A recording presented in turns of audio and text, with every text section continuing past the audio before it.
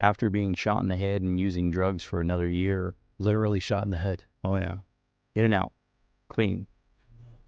Yeah. I honestly asked my higher power, who I didn't know at the time, or I didn't care for. I asked for help. I said, I don't want to do this anymore. My parents and my grandparents are all alcoholics and drug addicts. Probably about age 8, I started using drugs, because that was kind of normal in our neighborhood. Growing up from there until I was about 17, I started using drugs again, and then I ended up having my first daughter die continuously.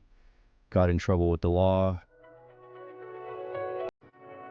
Welcome, my friends, to beautiful downtown Salt Lake City. Skies are blue. It's 80 degrees outside. Beautiful Pioneer Park. But we just obviously have one problem. Our homeless population here continues to swell. And for the past 4 years, we've been asking the question of why is this happening? Why do we continue to see more and more homeless people? There's a lot of working people who had criminal backgrounds who want to get into housing. What do you do about these people?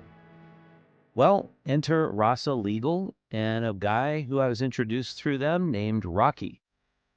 Rocky had this extremely, let's say, checkered, difficult childhood upbringing. Rocky decided after the age of, I think it's his mid-20s, to completely transform his life and turn around his life and become a business owner and to become responsible and to become successful. But he still had that checkered criminal background, and he wanted to get all of those criminal records expunged, and he found a way to do that. That's the story of today's episode. Thank you so much for joining me. So, introducing to you Rocky and Rasa Legal. From an early age, my parents and my grandparents are all alcoholics and drug addicts. I can remember from the earliest ages of like 4 or 5 drinking at my grandpa's house, and it was just kind of normal, growing up seeing that. Age 8, I started using drugs, because that was kind of normal in our neighborhood. Everybody's either smoking weed or doing harder stuff, So from that point, it just kind of snowball affected throughout my life. We just kept doing stuff like that. I want to say about 12, my mom had me move into my friend's house and kind of had a little bit of normal. She didn't drink or anything, so I was a single mom with a couple kids there. We were all multicolored. He had a black brother, Mexican sister. And we all just kind of lived in one house. And growing up from there until I was about 17, I started using drugs again, and then I ended up having my first daughter die, and it just continued until I was about 30. So I continuously got in trouble with the law, continued on drugs, selling drugs, doing drugs to support my habit, and it just kept progressing from there. So Were you getting into trouble? Were you? Oh yeah.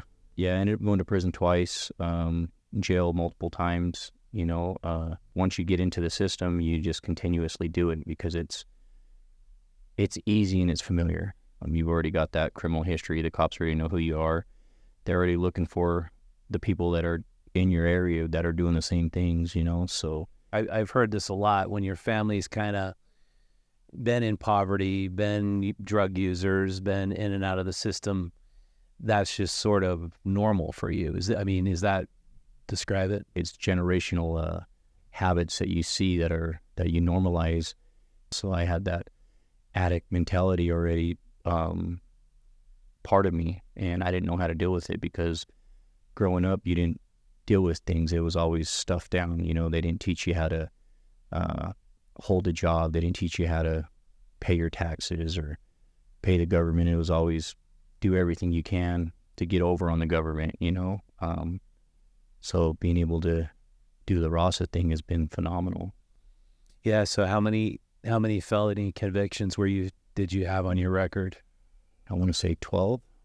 Wow. Yeah, I had 12 felony convictions and multiple misdemeanors, and right now I think we got all of them down except for one, and we're working on that one right now. So So to back up a little bit, when you had these 12 convictions on your record, could you still get into housing? Could you still have a job, or what was it like at that point? Nobody would rent to me. Like, you're a felon, you can't be here. It's horrible. It's demeaning. Somebody telling you that you can't live at their house when you make more money than they do. It's super, like, it's embarrassing to yourself. You're trying to do good and you end up always backsliding because it's easier to, instead of hearing no 100 times, like, okay, well, then I'll just go back to selling drugs. Luckily, I was able to get into the drug court program, and ever since then, I made a conscious decision to let go of all of that other stuff, and I haven't looked back. I ended up going back to jail while I was in drug court for not calling in for a UA, but I didn't want to follow their little rules because I was like, oh, these are dumb, and then eventually I was like, everything that I've always done, I've always gave up on stuff. I said, this is dumb. And I think I was I started doing AA, and something clicked. I seen all these people that were just like me. They've done the same things. They were all drug addicts. They were all alcoholics. They all were homeless at one point. Being able to watch them turn their lives around or be able to change their lives a little bit was like, man, I want that. And I've been able to mimic that, and it's been the best thing I've ever done. That's quite a story. So how many years out now have you not committed any crimes or felonies, and how long did it take you to clear up your record so you could rent a house again and or qualify for loans and things like that? I found out about Rasa Legal in 2022, and before that it was 2012 is when I got out of jail and prison and stuff. And so for 10 years I ended up buying a house, but for 10 years it was always trying to get into places, and they look at your felonies and they're like, nope, you can't get here. It was years before I was capable of like having a credit score and having my own stuff. So, but once I found Rasa Legal, it's been it's 24 now, and so in 2 years I've had 11 felonies reduced to misdemeanors, and I'm going for the last one right now. And once this one's done, I mean, I'll be able to open up another company if I wanted to, like I've always wanted to open up a pawn shop. With what Rasa Legal's doing for me right now, is it'll all be gone. There won't be anything on there. The worst thing will be on there is a speeding ticket.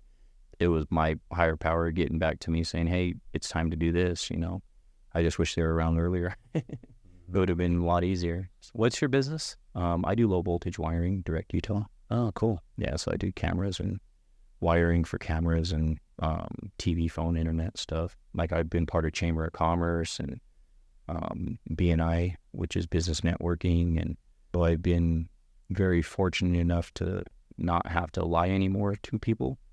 If I could tell anybody to do anything, it would be